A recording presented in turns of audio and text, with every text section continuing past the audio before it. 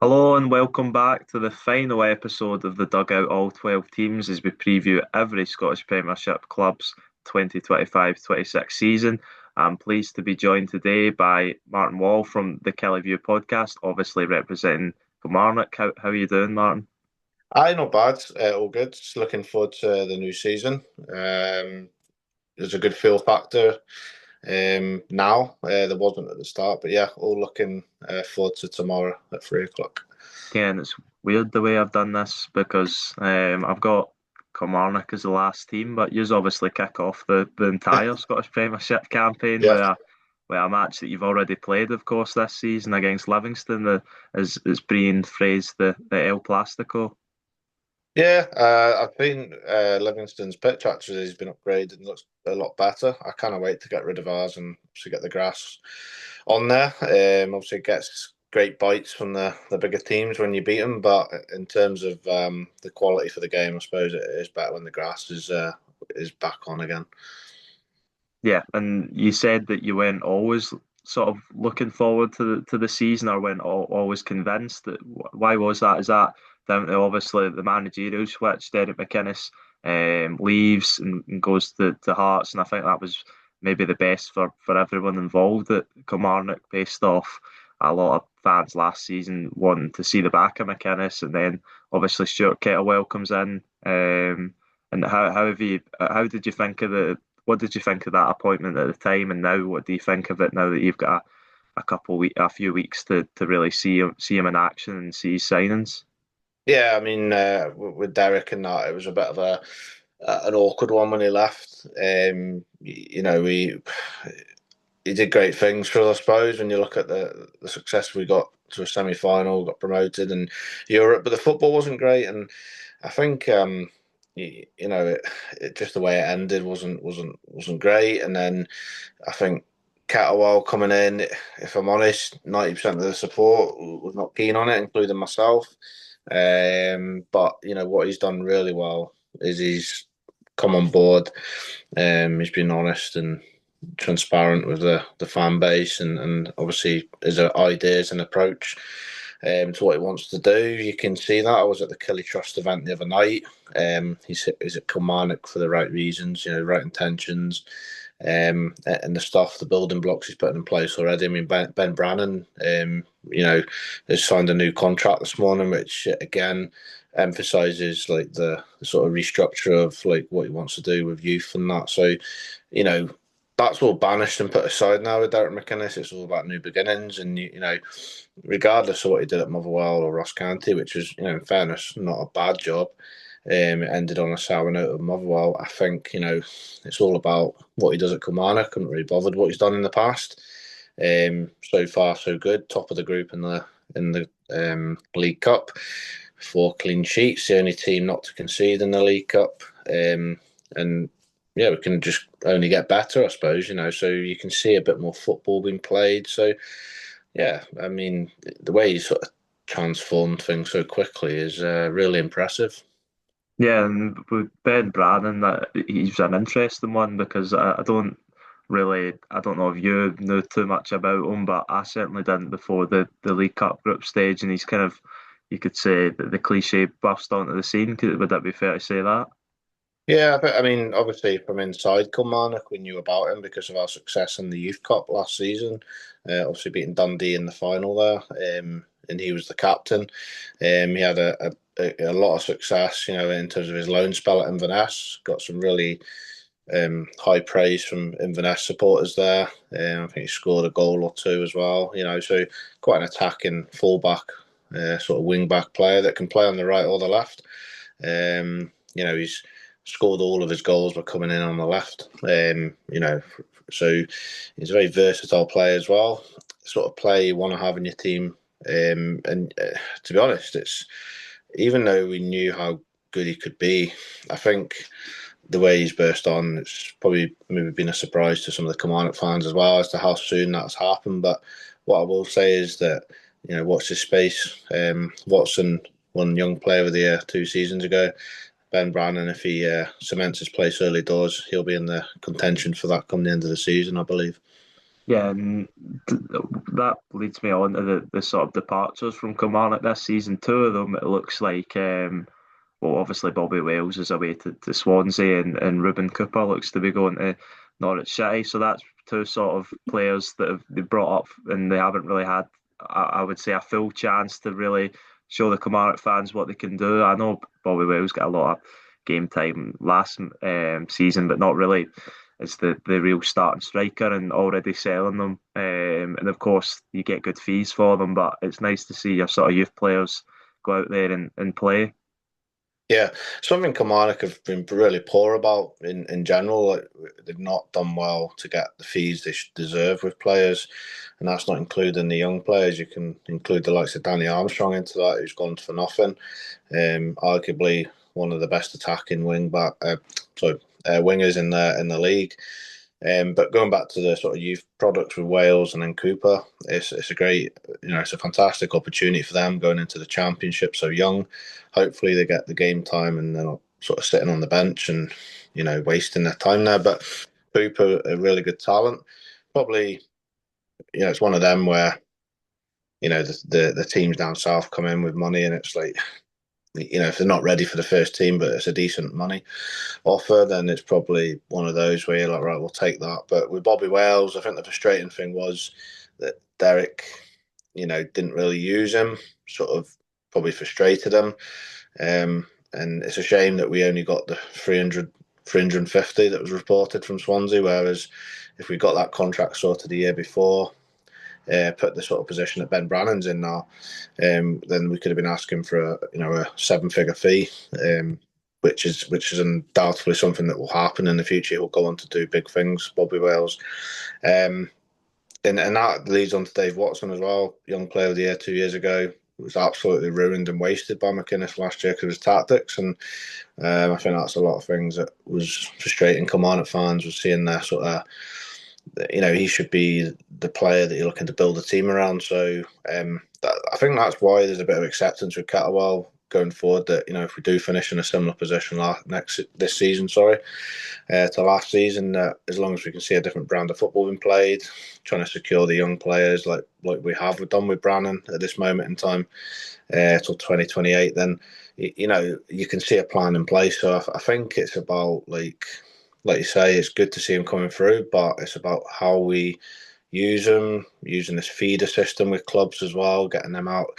And Catterwell said himself the other night, he said, he sort of wants to see what players are ready for the first team, and if they're ready, they'll be in. So, it's good to see there's a sort of footpath for players, to come into the team. And Bobby Wales, like you said, touched on before, he, even though maybe should have got more game time, there was that pathway for him. The same with Brannan, same with Watson. They're ones to look up to for the younger players that are maybe not quite there yet. Yeah, and that's the things that Laurie was crying out for as well last season, that they didn't think Watson was sort of being deployed in his best areas. And same with Bobby Wales, probably deserved more opportunities, more minutes. The other sort of departures, and no, obviously they've lost a few on free agency. Armstrong, you mentioned, Murray, Wright, Donnelly, Cameron, Gary Mackay-Stephen, Vassell and O'Hara. Any of them in particular, apart from Danny Armstrong, you mentioned that you're really sort of disappointed to see go? At the very start of the transfer window, your obvious ones were like Danny Armstrong, Joe Wright, and to a further extent Fraser Murray, because I thought, for me, there was Marmite with some of the Killie fans, but I thought he came on a game, thought he grew in confidence, and he was really good. And probably, if it wasn't for him and his contribution second half of the season, we could have been maybe scrapping for relegation. But when you look at it now, I'd say Danny Armstrong obviously is still a big miss because of his attacking threat and presence, and a lot of people got on his back, which really frustrated me last year. But talking about the contract situation, it was a similar situation to Shankland, basically. But yeah, he will be a big miss. Any team would miss someone of his sort of quality. But Joe Wright, as much as I really liked him as a defender, he was really good. I just look at what we've got in the building now, and I'm quite confident that the players that have been replaced, like you mentioned, Vassell. We've brought in someone like Daniels from Cork City, Dackers. These are players that are like project players. For me, Daniels looks a sharper, younger player than Vassell, who's going to score more goals than Vassell. So, you know, people say we've lost presence up front, but in my eyes, Vassell sometimes hindered our play because we were to always play direct. Whereas, even though Daniels and Dackers are big target man, they don't essentially play like target man. They play a different style. So, and Kettlewell is renowned for improving and getting good fees for strikers, whether that's him directly or his coaching staff. But he's worked with strikers and made them better. Van Veen went for nearly £1 million over to Holland after his good season. We've had Theo Bair go for £1.5 million, who was basically, funnily enough, scored his only goal for St Johnstone against Kilmarnock before he went to Motherwell. And then obviously had Ross Stewart at Ross County, who's now a £10 million player, and that was in the Premier League last season and a Scottish international. So there is hope there. For us fans, that there's new players that can come through and replace that. I mean, Stanger, if that's how you pronounce his name, is a good, solid replacement. So the only one I know it's a long-winded answer to your question there, but I would say the only one we would probably miss the most is Danny Armstrong on that one. Yeah, by the sounds of it, you've been really impressed by what's come in. I thought, just to dwell on the past one more, but a little bit, Corey and Daba, we haven't spoke about him. I think nearly €1 million for him. You'll Yeah, probably know more than me, but what do you make of the fee and obviously him moving on after one complete season since Kilmarnock obviously signed him from Ipswich? yeah, it's good profit. I think we signed him for about 125, 150,000. So it was a big fee anyway, I suppose, after a loan spell. But I mean, again, Derek McInnes misused him last season. His best position was the left wing back, but he used him in the midfield at times. I get the odd game, there was a place for him, but going back to like him as a player, as a person, just a real class act. The kind of player that you want in your team.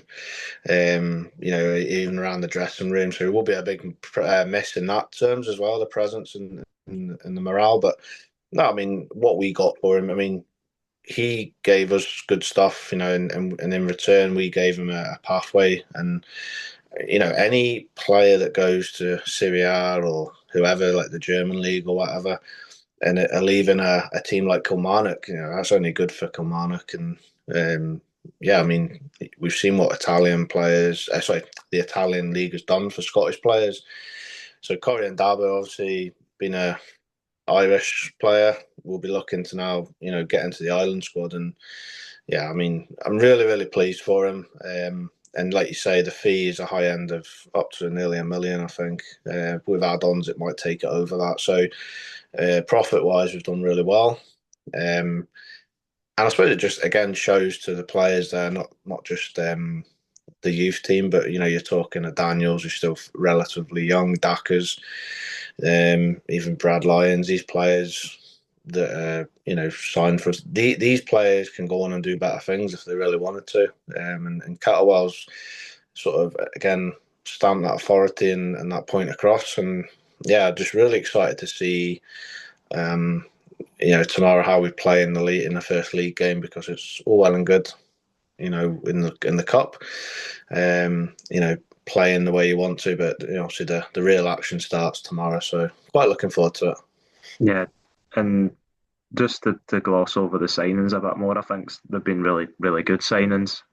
Daniels and Dackers, you mentioned, 23 and 22, so that's sort of really good age to sign a player where they're not too young, but you're bringing them in and you're expecting them to really step up, and then maybe you can sell them on. Obviously got Scott Tiffany and Greg Kiltie picked up from the league, to players who know the Scottish game well.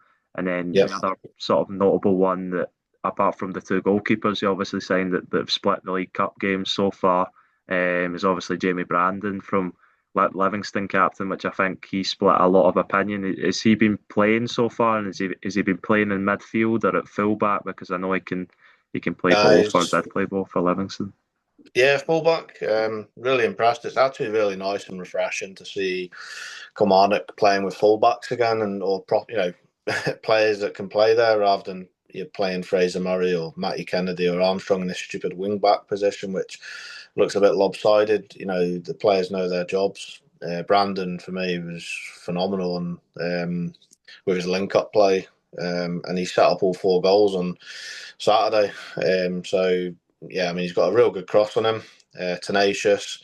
He's got a bit of dig about him, and you can understand why he can sometimes play in that maybe defensive midfield role as well, because he has got that ability to just dig in when needed. So no, really happy. The goalkeepers you mentioned there, Max. I mean, impressive 2-year spell at Livy.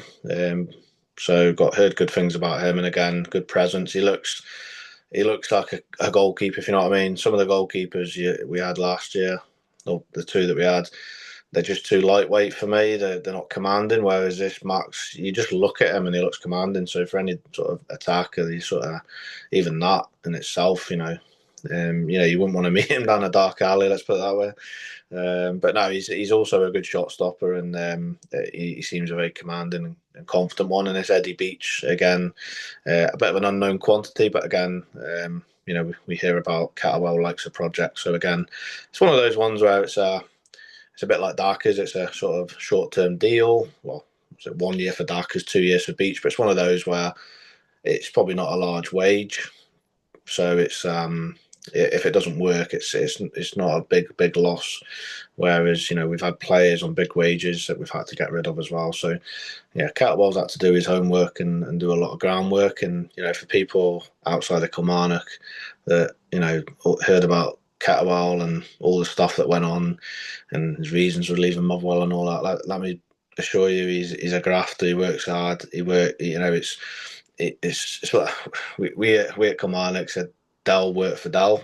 It was all about protecting his image. Whereas for me, Catterwell gets the club, gets the job, he wants to work hard and tirelessly. So, yeah,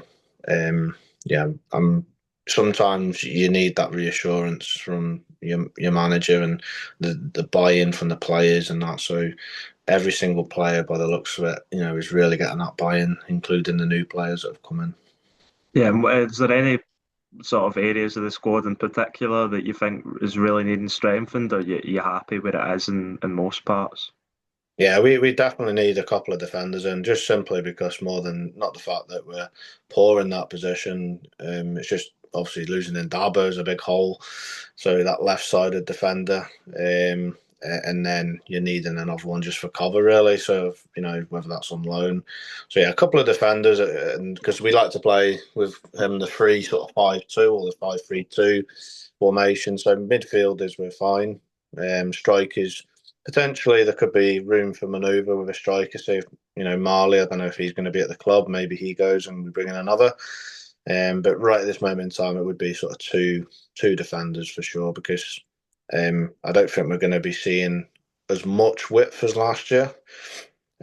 Last year, you saw a bit of it was ball in the air more than ball on the deck, whereas I think we're going to be playing through the midfield more this year. Hence why we've got more central midfielders in the building than we had last year. Yeah, and just before I get your sort of predictions and expectations for the season, what did you? I think you said that the League Cup campaign was pretty good, because it's not always easy. I know there was that penalty defeat to Killie Hearts, but in the other 3 games, and the Killie Hearts game, as you said, clean sheets, pretty solid performances, I would imagine, and through pretty easily in the Premier Sports Cup. And you can't say that for every Premiership club, because sometimes they slip up. I mean, it was Dundee that obviously slipped up this season, but years gone by, there's been multiple teams, so it's not that they're always as easy as it looks on paper. And how impressed have you been with the performances so far? Yeah, performances have got stronger. I mean, we started off with up in the Highlands, Brora, 1-2-0, and absolutely sweltering heat. First game of the season. It's one of those grounds. It's not where you normally play, so it's an easy banana skin first game as well. Everyone's expecting you to score 3, 4, 5, 6 goals, but we scored a second late on, but we got the clean sheet, job done. get the win, and it's all about building confidence. We had Livingston at home, who we got on Saturday, and to be honest, Livingston were the better team in the first half. We grew into it second half. It was a real tough game, and we probably was the worst performance in terms of our attacking play, but we defended well, kept a clean sheet, got the win. And then sometimes you just need to win those games, and it's all about confidence. And then obviously go into the Kelty game, and to be honest, we actually played all right. I didn't think we were fantastic, but we created a good 15 chances and we just couldn't finish. So, your concerns are, right, if we don't finish, then, that's probably a bit of a concern. But then you're going into the last game, there's a bit of pressure because you need to come top. You need to win. But yeah, I mean, that was the best game of the season to date in the Cup. And, that it was watching football the way it should be played. And it's easy to say that you're playing a League One team, but you still got to play the opposition that's in front of you, and the rest takes care of itself. And essentially that's what happened. And we could have easily won 7-8-0 on another day. So, again, it was getting top. 4 clean sheets, like I said before, the only team not to concede in the competition as well. So, I mean, there's a lot of pleasing aspects, and it was pleasing to see that we got 4 goals as well, because if we'd maybe scraped a 1-0 win or a 2-0 and wasted more chances, you're thinking, right, when we play in the league, we're not maybe going to get as many chances. So I think it was a good confidence boost to see Daniels get a couple in the competition, Dackers to get his first as well. Strikers sometimes thrive on confidence, regardless of whether you're playing Dog in the Dock or Rangers. It doesn't matter who you're playing, it's about putting the ball in the net. And essentially, they're in the right place to do that. And it just hopefully gives them the confidence to go on this season and bag a few more. Yeah, and it's always nice to see, I think, under a new manager when you can see it visibly getting better from game to game and finishing with, as you said, I know it's League One opposition, but scoring 4 goals and keeping a clean sheet across all the games is obviously an impressive start. And then in the next round, Dundee United. So not one of I mean, it's not one of the more difficult ties, but it's not an easy tie against Dundee United. What's your thoughts on that? Yeah, I mean, it's a tie that you look at straight away and think, well, if you're playing a league game, you fancy yourself to get 3 points. So same applies. It's a cup game, it's at home. It's going to be in the evening. There's always something special about playing at Rugby Park in an evening game. They won't want to come down to us. And because of Europe has obviously been pushed to the Sunday. And I've said this to someone when the draw was made. I said, they won't want to come down here, and it'll be exactly how we felt when we had to go to Motherwell last season in the same stage of the competition after playing Tromsø away.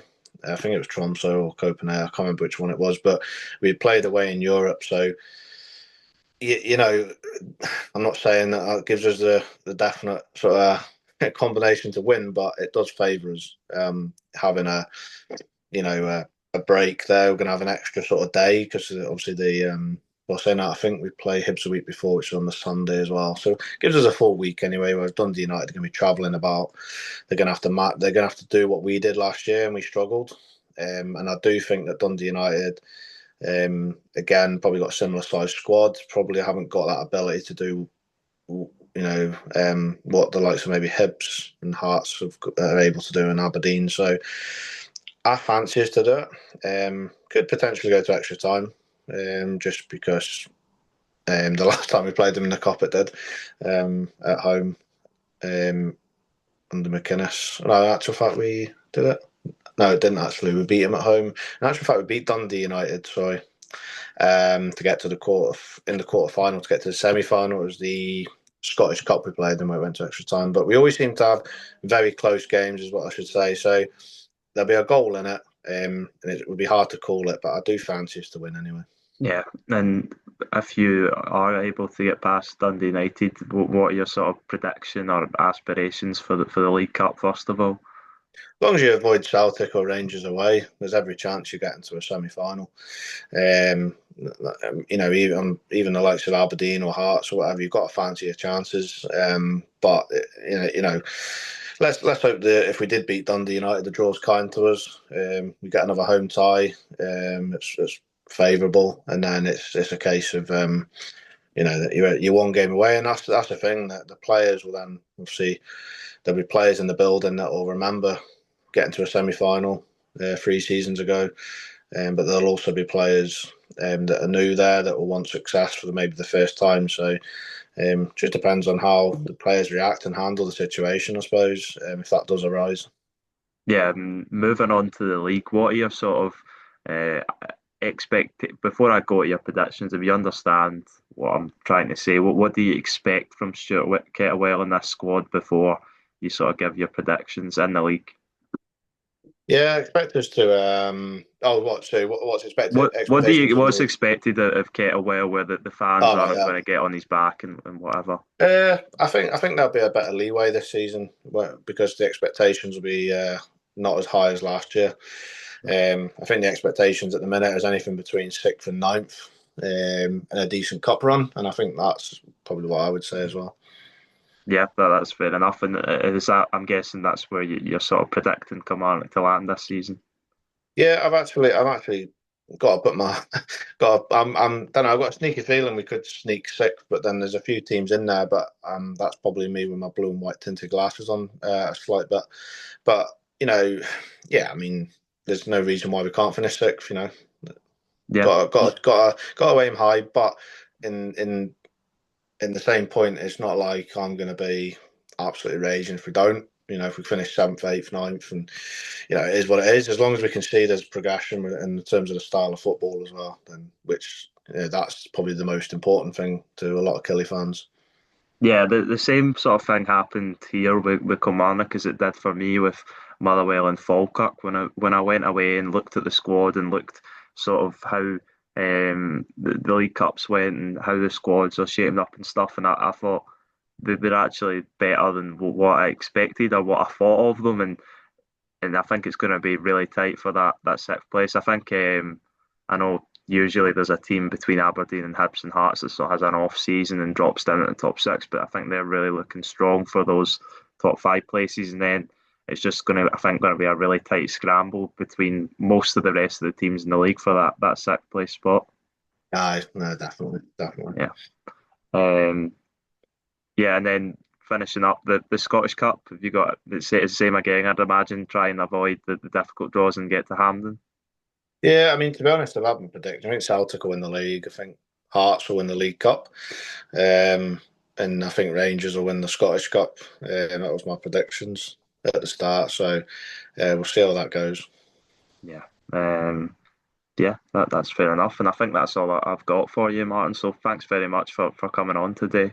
Yeah, no worries. And Thanks for having us. if you haven't, the viewers happen to see Martin's content on the Killie View, you can also, of course, find Laurie on there when he's back from his Cheers.